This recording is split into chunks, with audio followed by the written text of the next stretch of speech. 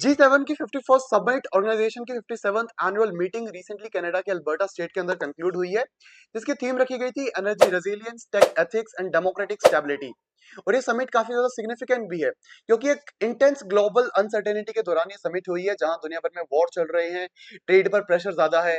और जो इन सभी के दौरान ये समिट एक डेमोक्रेटिक प्लेटफॉर्म प्रोवाइड करवा सकती थी इन सभी इश्यूज पर डिस्कशंस के लिए। अब ये G7 क्या है? G7 दुनिया में मोस्ट एडवांस्ड इकोनॉमीज का एक ग्रुप है, जिसमें Canada, France, Germany, Italy, Japan, UK और यूएस, इनके लीडर्स हर साल आपस में मिलते हैं और ग्लोबल इश्यूज पर बातें करते हैं, जैसे economic policies, global security, climate change और डिप्लोमेटिक कोऑर्डिनेशन। इन साल भी मेंबर्स कंट्री के अलावा European union, Australia, Brazil, India, Mexico, south Africa, south Korea, Ukraine और नाटो, वर्ल्ड बैंक और आईएमएफ जैसी ऑर्गेनाइजेशंस ने इस मीटिंग में पार्टिसिपेट किया था। इस मीटिंग के दौरान कुछ इंपॉर्टेंट इश्यूज जिनके ऊपर फोकस किया गया वो थे इजराइल ईरान वॉर, जिसमें क्लियरली G7 के लीडर्स ने कहा कि ईरान को न्यूक्लियर वेपन्स डेवलप नहीं किए जाने चाहिए। इसके अलावा न्यूक्लियर नॉन प्रोलिफरेशन की नीड और रीजनल पीस के ऊपर पर्टिकुलरली फोकस किया गया है। इसके अलावा ग्लोबल ट्रेड और यूएस यूके डील के ऊपर बात की गई, जहां पूरी दुनिया में प्रेसिडेंट डोनाल्ड ट्रंप के टैरिफ्स के बाद एक ट्रेड टेंशन इमर्ज कर रही थी।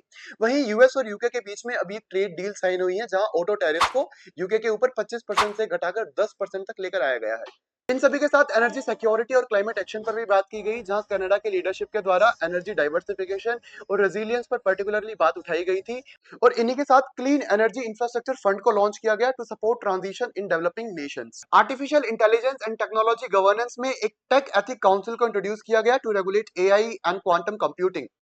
इसी के साथ इंडिया ने शोकेस किया अपना digital public infrastructure model, calling for equitable access to digital tools. इसी के साथ रशिया यूक्रेन वॉर पर भी बात की गई, जहां रशिया के ऊपर सैंक्शंस को इंटेंसिफाई किया गया और इन सभी के अलावा यूक्रेन को स्ट्रॉन्ग सपोर्ट और $50 बिलियन की इकोनॉमिक एड को प्लेज किया गया है।